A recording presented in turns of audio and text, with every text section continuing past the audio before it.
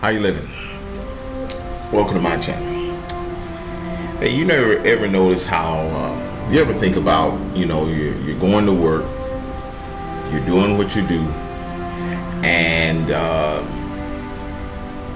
maybe it's a nice day out, maybe you work outdoors, maybe you work in an air-conditioned office, whatever, and right as you're thinking about what you're going to do at work or how you're going to get started, and you think about what's on the radio, you hear that sound, and you think, and then you go back to what you're doing. And do you ever stop to think what's really going on the other end of that sound? It doesn't pertain to you, and so you're going on the back of what you're doing.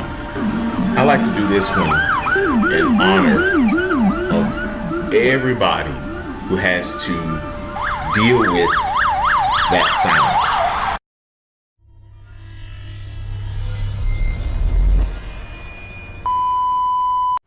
Got some breaking news to tell you right here on the Now Tampa Bay. Governor Rick Scott says he is reassigning the Markeith Loyd case after State Attorney Aramis Ayala says that she won't seek the death penalty. Markeith Loyd, the man accused of killing an Orlando police officer and his pregnant ex-girlfriend. Governor Scott asking State Attorney Ayala to recuse herself immediately from the case. When she refused, he has decided he will reassign it himself to State Attorney Brad King. We are still waiting for a press conference on this one scheduled for 4:30. I think that Markeith Loyd knows he's going down. The evidence is what it is, and I figure he wants to go down and be remembered as different, unique. There's nothing unique. He's not the only one to shoot his girlfriend while she's pregnant with his children, or shoot at police or nothing like that. And then you talk about Ayala, I guess that's her name, and you go figure, well, and if you can say her name and the same name as George Soros, you don't even have to say nothing else. And then of course the Brad King, the replacement attorney, he's white, so that's supposed to get us all up in uproar because it's a racial thing again. No, just a thug, and it is what it is. That's fine. The only people upset about that are law enforcement. Well, this is in honor of them. I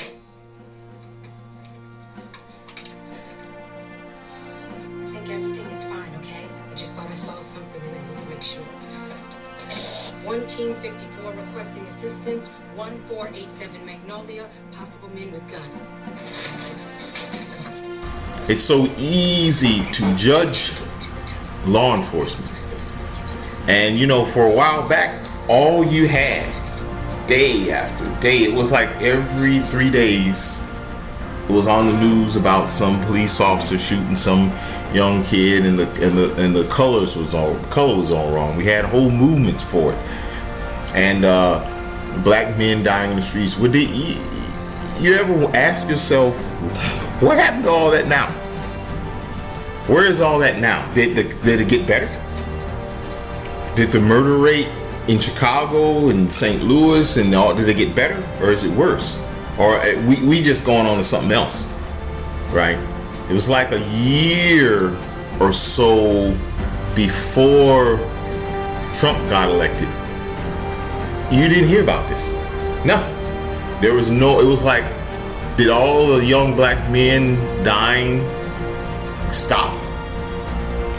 Did the cops stop? Did crime go up? Did it go down? Did it get better? Did it get worse? Nobody cared. We're on to transgender, and that's the new crisis, right? But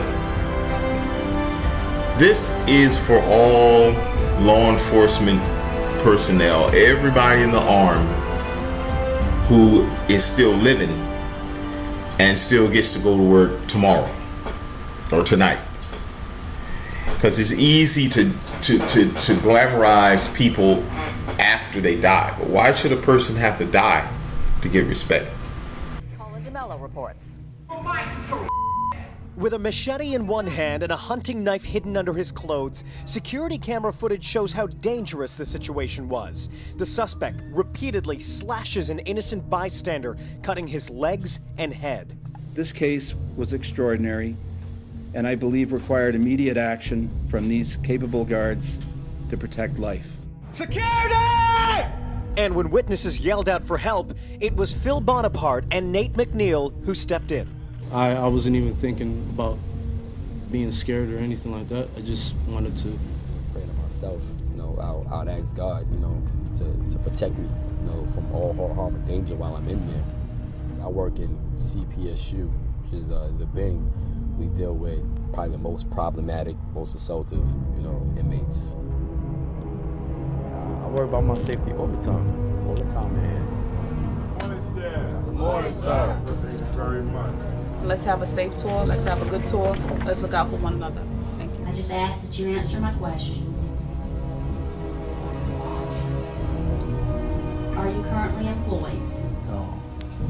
Do you want me to screen you for an attorney? No. Gonna hire your own?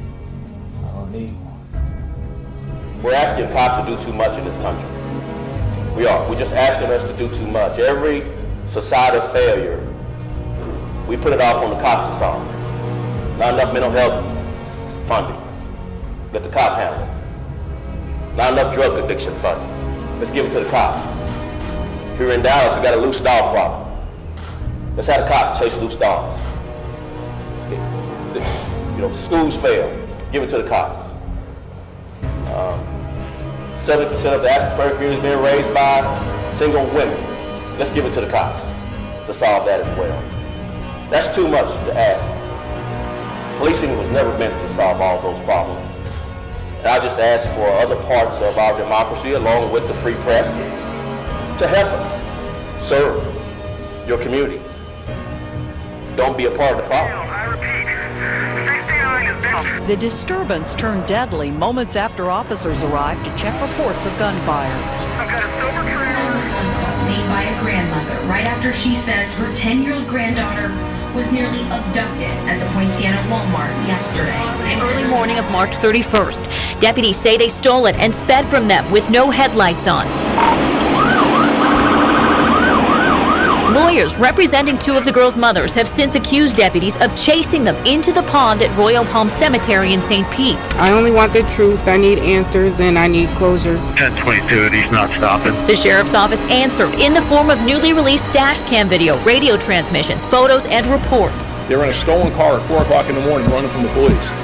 And right now, Dwayne Portman is locked up here in the Clark County Jail. Police tell me he raped a woman inside a Springfield business, and she fought back. Police say Dwayne Portman was shot in the face. The slain deputy was identified as 40-year-old Suzanne Wattell Hopper. The mother of two was an 11-year veteran of the Clark County Sheriff's Department. It was sad. I mean, you can see it in everybody. And we also, the police is here to help you. We're not here to hurt you. We're here to help you.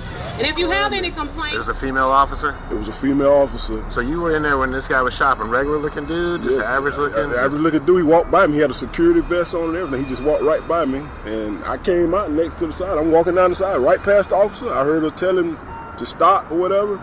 He shot her. He shot her down. County, hope you can help them get results and bring him to justice. Department 2, you were relentless. You stabbed, you stabbed, you stabbed, you stabbed, you stabbed until he was dead. This judge unleashing on convicted murderer Camilla Gamet, the 31-year-old in court being sentenced after a Michigan jury found her guilty of killing her boyfriend. I also remember the cries of help that he screamed as you plunged that knife in and out of his body.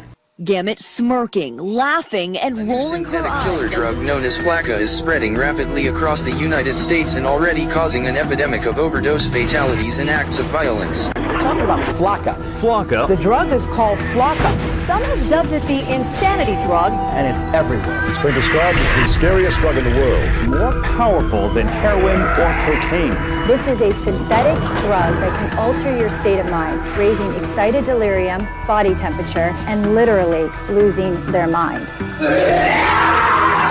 They're all experiencing like superhuman kind of strengths. Or it takes 6 policemen to hold them down. That's a problem. psychotic breakdowns, hallucinations, aggressive, violent behavior, cannibalism and self-mutilation, indiscriminate violence. When get the testimony correct in that regard?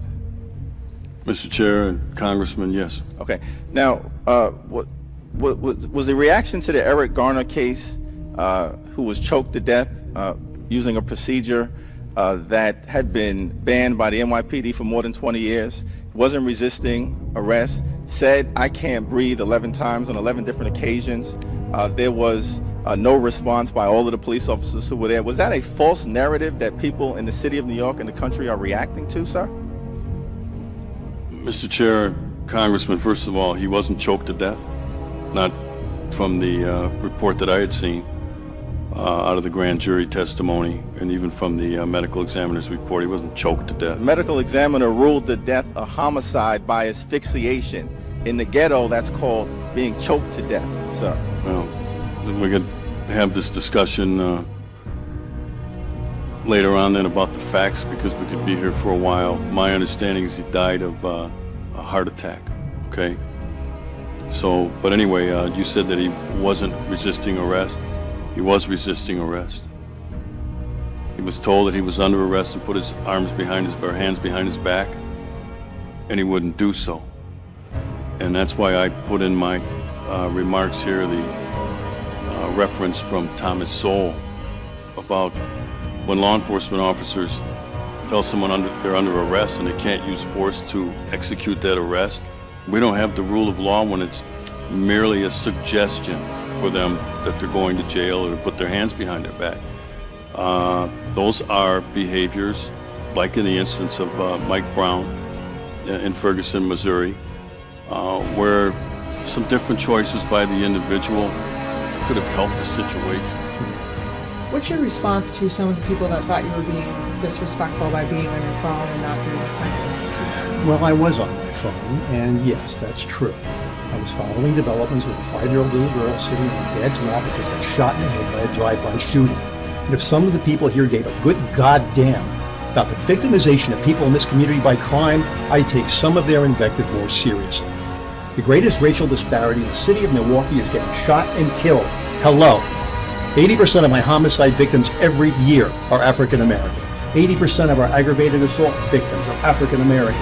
80% of our shooting victims who survived their shooting are African American. Now, they know all about the last 3 people who have been killed by the Milwaukee Police Department over the course of the last several years.